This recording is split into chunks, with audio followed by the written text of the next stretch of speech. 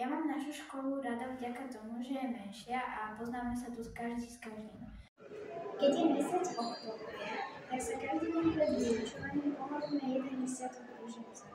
Tu v tejto krásnej kaplnke náš pán dekán spovieda o vybraté dni.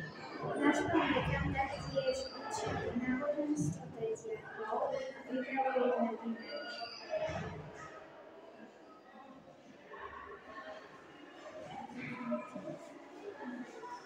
Cez takýto rozhlas, ktorý máme v každej jednej triede, ráno počúvame duchovné slovo, ktoré nám čítajú učitelia.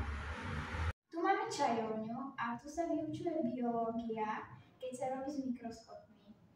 Tuto máme knihy a je tu aj taká odpočinková miestnosť. Naša škola organizuje každoročne divadlo, koncoročné, a chodí sa na to pozerať aj náš pán primátor.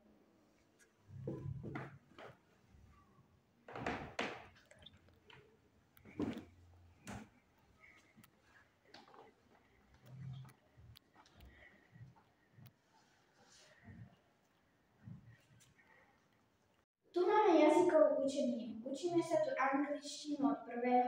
a nemčinu od 7. ročníka. Tu sa učí telesná výchova.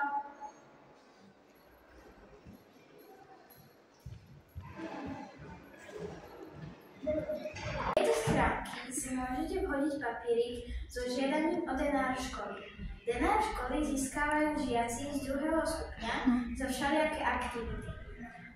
Žiak 2. stupňa, ktorý má na konci roka najviac nazbieraných denárov, získava titul Prechať školy. Tu trávime každé jedny veľké prestávky a telesné výchovy, keď je vonku teplo.